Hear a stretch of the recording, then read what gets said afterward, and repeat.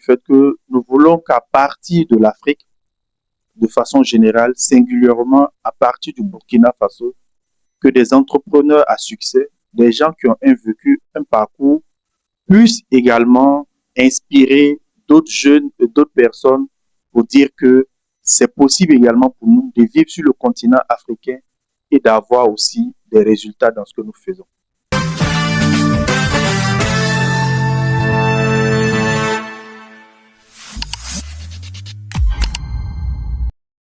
Je suis Thio Ténan Joël, consultant en communication et marketing, coach en développement personnel et en entrepreneuriat, entrepreneur, écrivain, commissaire général des Young Awards.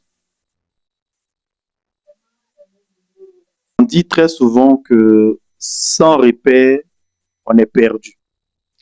Aujourd'hui, de façon générale en Afrique, nous allons souvent chercher nos repères ailleurs, alors que nous avons des modèles, nous avons des exemples à partir desquels nous pouvons nous inspirer et nous aussi se construire. Pour résumer, l'idée du podcast est venue du fait que nous voulons qu'à partir de l'Afrique, de façon générale, singulièrement à partir du Burkina Faso, que des entrepreneurs à succès, des gens qui ont vécu un parcours, puissent également inspirer d'autres jeunes et d'autres personnes pour dire que c'est possible également pour nous de vivre sur le continent africain et d'avoir aussi des résultats dans ce que nous faisons.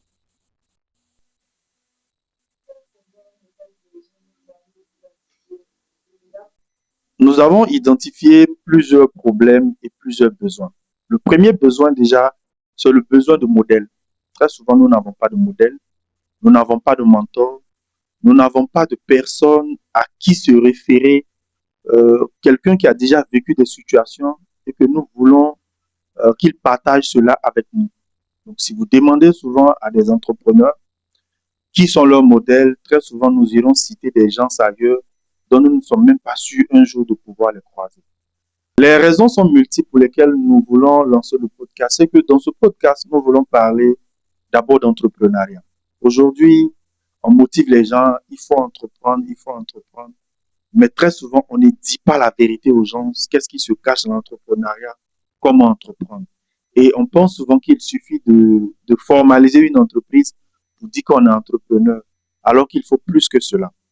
Donc, raison, parler d'entrepreneuriat, parler d'éducation financière, parler de communication, de marketing, de vente, et puis également aussi des moments où des entrepreneurs pourront nous dire comment est-ce qu'ils gèrent leur quotidien en plus de pouvoir bien gérer leur entreprise. Donc, on parlera aussi de management.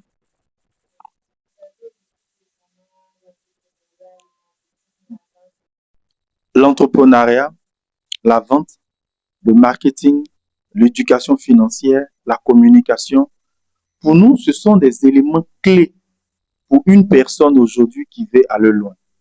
Vous allez voir que nos États aujourd'hui créent des politiques pour encourager les initiatives privées. Mais une initiative privée, l'État fait sa part. L'État va légiférer, on aura des lois, on aura des arrêtés. Mais il faut que les acteurs eux-mêmes puissent avoir ces éléments-là. Donc, avoir des formations en entrepreneuriat, avoir des formations en communication. Et lors de nos podcasts, nous allons échanger à bâton rompu, sans faux fuyant, afin que ceux qui sont déjà en situation apprennent davantage. Mais pour ceux aussi qui veulent se lancer, aient les bonnes informations, les bonnes clés et les bonnes stratégies pour pouvoir le faire.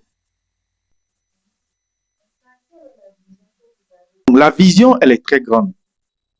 Euh, Généralement, les gens pensent que quand on veut faire une formation, il faut forcément un cadre classique où on a des chaises, on a des tables, on a un enseignant qui est devant avec un bic ou un marqueur ou encore de la craie. Non. Les podcasts aussi sont des moments de partage d'expérience. Donc, nous croyons que ces podcasts auront un réel impact. Malheureusement, en Afrique, il y a des gens qui réussissent, mais très souvent, on a l'impression qu'ils cachent leur réussite. Ils ne veulent pas qu'on sache. Je ne sais pas pourquoi, mais nous, on se dit qu'il est grand temps que ces personnes-là, non seulement parlent de leurs échecs, parlent de leurs réussites, mais surtout aussi enseignent aux plus jeunes comment s'y prendre. Donc, l'impact est très grand Et nous croyons fortement que ce podcast va être quelque chose d'extraordinaire pour le Burkina Faso.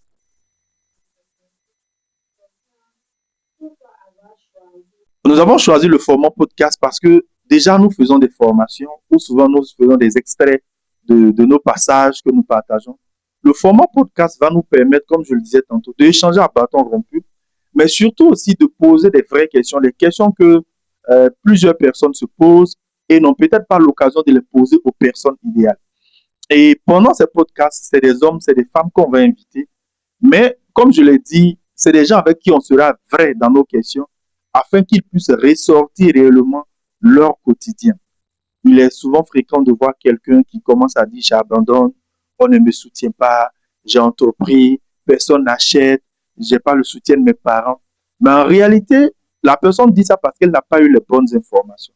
Donc notre podcast va travailler également dans ce sens-là afin d'éviter que d'autres puissent connaître des échecs précoces, même si l'échec est inévitable en entrepreneuriat.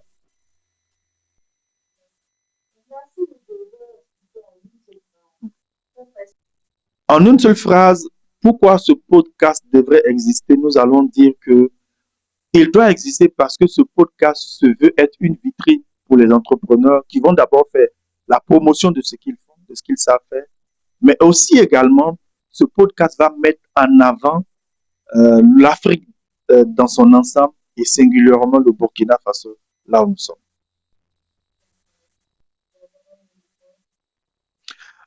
Le mot de fin serait de dire à tous ces entrepreneurs, à toutes ces personnes qui ont un parcours, qui ont un vécu, si nous allons vers elles, qu'elles ne nous refusent pas, qu'elles nous ouvrent des portes. Nous avons besoin d'échanger. Nous avons besoin que les jeunes Africains aient des modèles, aient des repères. Nous avons besoin d'apprendre de leur parcours et de leur expérience afin d'éviter que le taux d'échec en entrepreneuriat soit élevé. On vous dira que sur 10 entreprises qui voient le jour, maximum 2 vont fêter leur 5e année.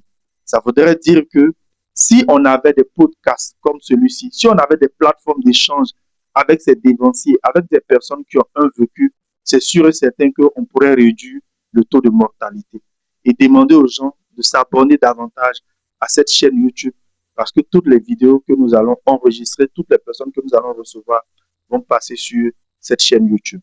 Merci.